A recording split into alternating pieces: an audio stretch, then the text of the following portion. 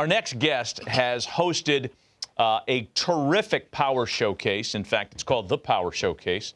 Going on, 15? This is year 16. Yeah, of the this Power is an Showcase. annual visit for us. What's this, year 5 for us? At least. We're pleased to have Brian Domenico on with us once again, talking about the Power Showcase. Brian, good morning. Harold, Matt, as always, it's really nice to see you, and I appreciate you having me on. Well, we appreciate you coming on with us to kind of introduce our viewership to some of the kids that you've discovered and showcased in your Power Showcase. I mean, boy, the list is unbelievable. We watch the video of this thing all the time. Among the players that you had, and I guess you could talk on all of them, who's made your eyes pop the most at the Power Showcase?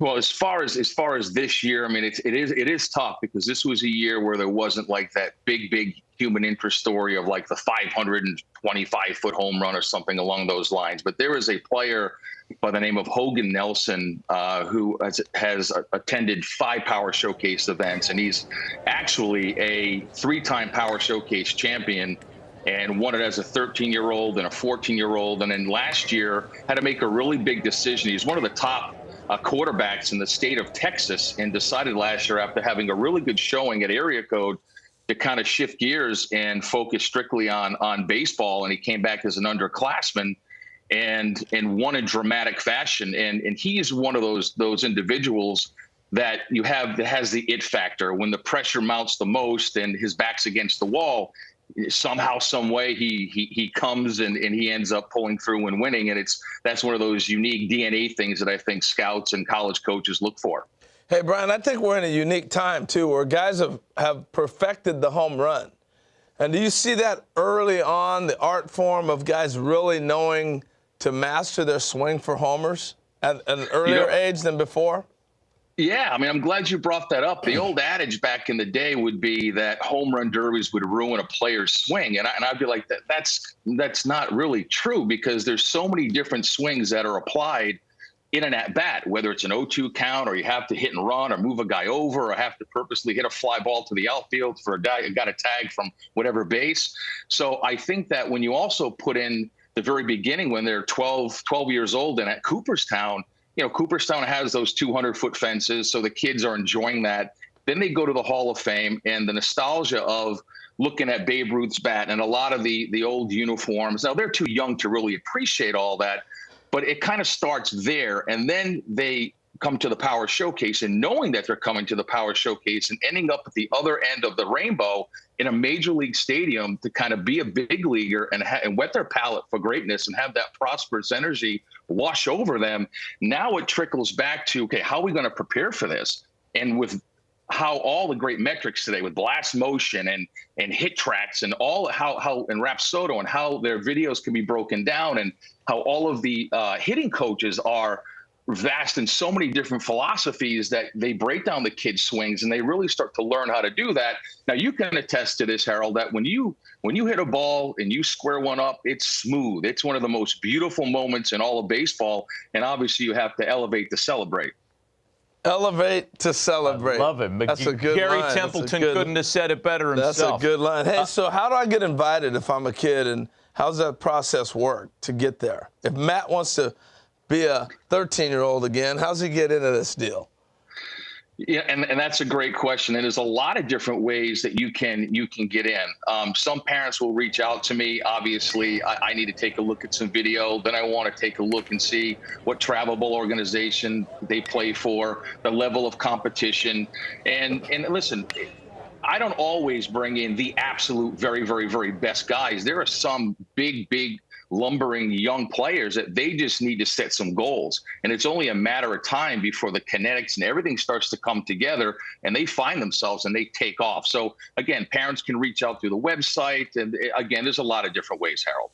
Hey, so give us some names of some players, either prospects in minor league ball or big leaguers who've come through the Power Showcase. Well, I think the most noticeable one was Bryce Harper, obviously. And then you had, Tristan Costas, who's now the starting first baseman for the Boston Red Sox. And when he did the Power Showcase, he hit 5 500-foot home runs, which was really incredible. And then it was Blaze Jordan that you and I had talked about many times. And then he won the junior Major League Home Run Derby. There was a young man by the name of David Denson that hit a 515-foot home run off the Jumbotron. That was back in 2012. Daniel Vogelback. I mean, there's countless guys in the big leagues. Tell us about this DiMaggio Lonero. Oh, DiMaggio Lonero, leaving nothing to the imagination. A very, very cool story. So his grandfather was an Italian immigrant. And so when he got to New York, just fell in love with baseball and obviously the New York Yankees. And when he had his son, which is DiMaggio's father, his name was Bill. When Bill grew up, he obviously was a diehard Yankee fan. So he decided to name his son DiMaggio. And his father was like, well, listen, that's kind of a tough name to live up to. And what's ironic is that DiMaggio actually told his father, and he knew about the event because two of his buddies at the event a couple of years ago, a player named Drew Rapepi, who actually was a two-time Power Showcase world champion. He told his father, he's like, I'm gonna go down and I'm gonna win it. And I think he put out some incredible numbers, 468 feet with his longest home run. And he has tremendous raw power. And like I said earlier, just scratching the surface and his potential. And I think he did Joe DiMaggio pretty proud, for sure. Yeah, I would say these kids are breaking my back looking at these videos. Italians, baby. Like Italians. I understand they also named the family dog Yogi. Is that right? Man, that's right. Living a Yankee dream there. Yeah. I want to ask you about, because there's a couple of 12U and 13U kids that popped as well. And I don't know, for me, the younger they get with the power, I mean, it makes you marvel at the command and the bat to ball skills when the kid's 12 years old. Great point. I think that some kids gravitate towards enhancing their baseball DNA and looking for that next big stage to have to compete upon, like IJ Garza you just saw. That's Tyler Cerruti. That's Sebastian Carthace, who actually won Week 9's Home Run Derby in Cooperstown. Austin Brown, who is a 14-year-old, Harold and Matt, that hit a 479-foot home run. Wow. Here it is right here. He hits it, and it goes off the back of the loanDepot sign. Check this out. Looks like Corey Hart. Beautiful, easy swing. Yep. Beautiful, easy swing. Oh, man, it's unbelievable. That is amazing. Now, one more guy, if I can here, is a 6'8" power hitter from Tennessee named Braden Turnage, and I did a little research. I think he's 16 or 17 years old. 6'8". And I did a little digging, and I wanted to find out, okay, who in today's game, position player wise, are the top guys as far as height. You had O'Neal Cruz, the shortstop with the Pirates, and then you have Aaron Judge, who plays outfield. But I wanted to dig a little deeper and find out who was the tallest major leaguer to ever play first base. And it was Tony Clark. I guess he's the executive director of the Major League Baseball Players Association, had 251 home runs and a 15-year career. But, 6'8", and he's an incredible basketball player, and he's also an ascending pitcher on the mound. Wow. That's scary. He looked like Richie Sexton. That's a good. I thought he looked like George Mirasan. Yeah, that's good, too. NBA player. Hey, Brian, we appreciate the visit as always. Congrats on another successful run on the Power Showcase. I know that kids love participating in your event. You had it a few weeks ago, and for folks that are interested, it's on the website. We have the information on the screen. Brian, we appreciate the visit. Happy holidays to you and your family. Always. Thanks, guys.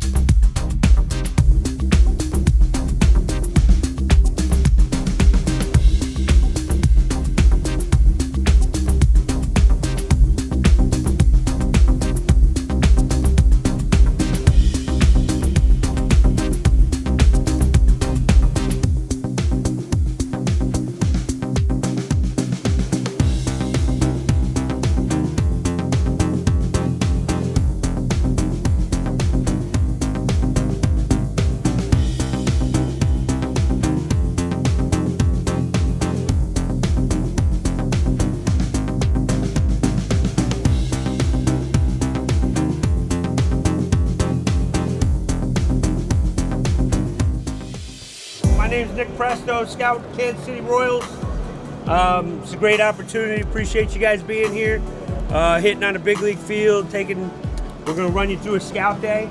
You know, as scouts, we're looking for a bunch of things to see if you're going to be a professional player. I mean, obviously, we're looking for hitting. We're looking for power. We're looking for running, arm strength, and fielding. Those are the 5 tools that we're looking for.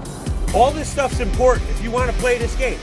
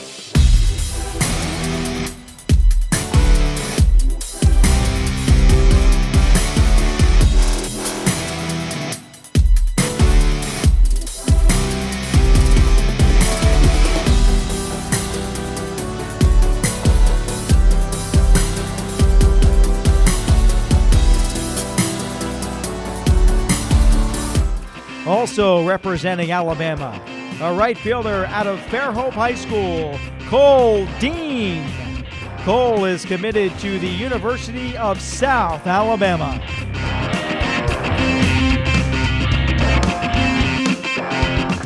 Through the night, that our flag was still there. Oh, say does that star-spangled banner yet wave o'er the land of the free and the home of the brave.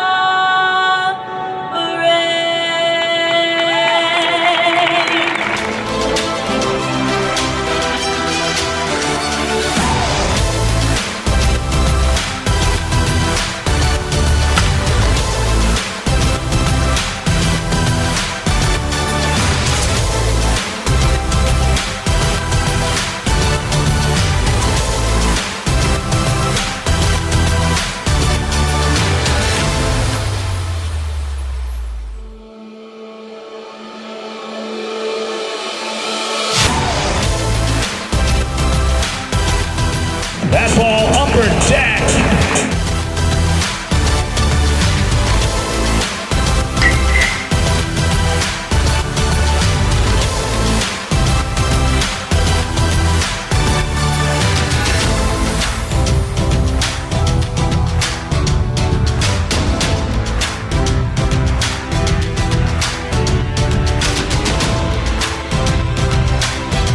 Ball hit well, right center.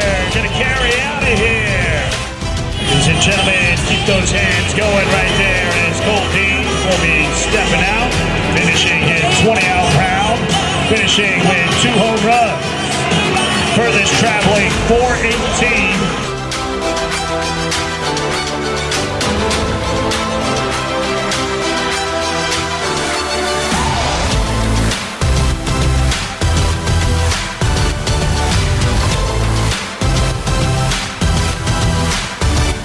Our 14 and under finalists and awards. The first award is the exit velocity. Look at award, that. which will go to Top of the first player inning, making 14 some with noise. The hardest exit velocity. First and Liam third. Zeller with Good a job of 90 hitting. mile per Excellent hour job of exit hitting. velo. There goes the runner, Dean. Throw down by the catcher's a good one, but can't get the speedy Cole Dean.